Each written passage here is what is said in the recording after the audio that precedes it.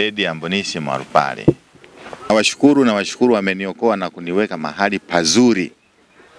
Sasa ndoto yangu imetimia. Nimefurahi sana.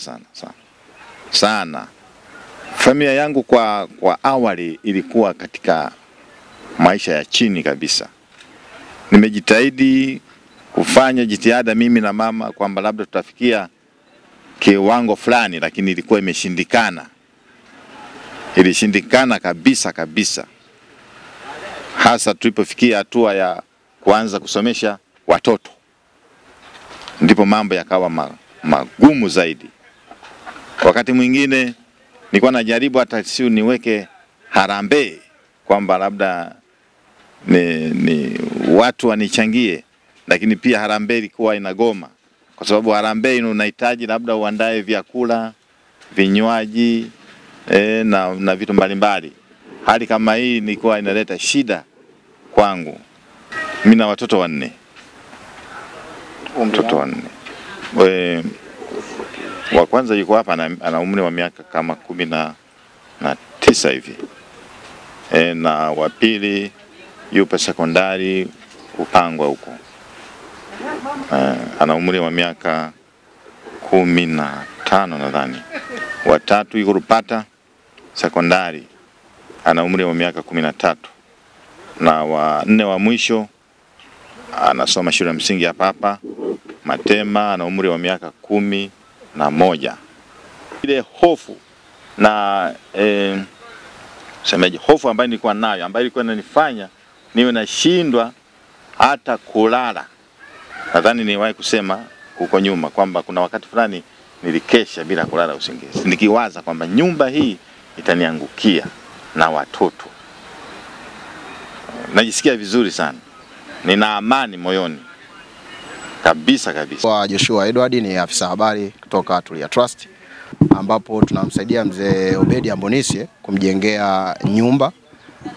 Na hili ni kutokana na hali alionayo, kwa maana kwamba ni mtu mwenye ulemavu.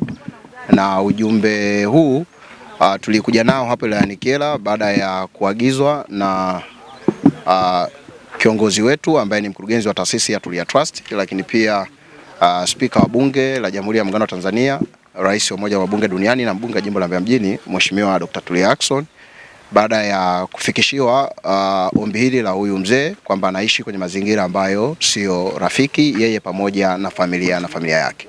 Kazi inaendelea na kwa spidi kubwa. Kwa tunategemea kufika mwishoni mwa mwezi huu tutakuwa tumekamilisha ujenzi huu na kuweza kumkabidhi mzee Obedi Ambonisi nyumba yake, ili na yeye sasa aweze kuishi na familia yake. Na nyumba hii ina vyumba 4 vya kulala, lakini pia ina sebule, lakini pia ina choo cha ndani na ina choo cha nje. Sasa kwa nini tumefanya choo cha ndani? Ni kwa sababu ya hali alionayo. Zipo changamoto ambazo huwa anakuwa anazipitia nyakati za usiku, kitu ambacho kilitupelekea kuhakikisha kwamba tunamjengea choo ya ndani. Emmanuel Zakaria ni mwenyekiti husika kijiji hiki cha Matema. Changamoto za mzee huyu asilimia kubwa zilikuwa zinaleta tatizo kwa sisi wenyeji, kwa sababu mzee alikuwa anaishi kwa mazingira magumu.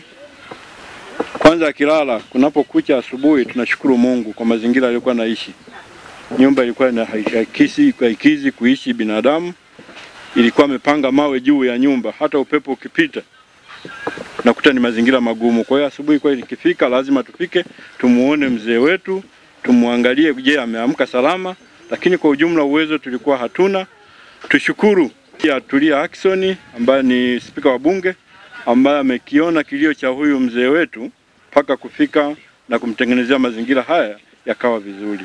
Mkuu wa chuo cha Kilimanjaro Institute of Technology and Management kilichopo Mwenge jijini Dar es Salaam na chenye ithibati na usajili wa NACVET number REG/ANE/029 anapenda kutangazia nafasi za masomo kwa ngazi ya diploma na certificate katika kozi za IT, Business Administration, Accountancy, Procurement and Supply, Front Office na Hotel Management. Chuo kimebobea katika ufundishaji kwa njia ya vitendo na kimeweza kutoa wanafunzi wanafunzi wenye weledi, wengi wameajiriwa ama kujiajiri, na kwa wale ambao wameamua kuendelea na degree wameweza kujiunga na vyuo vikuu bora hapa nchini na nje ya nchi. Pia kuna ofa ya kozi fupi za computer application, graphics and design, video production pamoja na CCTV camera. Kwa maelezo zaidi piga simu namba 0717816034 au 0766348652. KITM, elimu na ujuzi kwa maendeleo ya uchumi.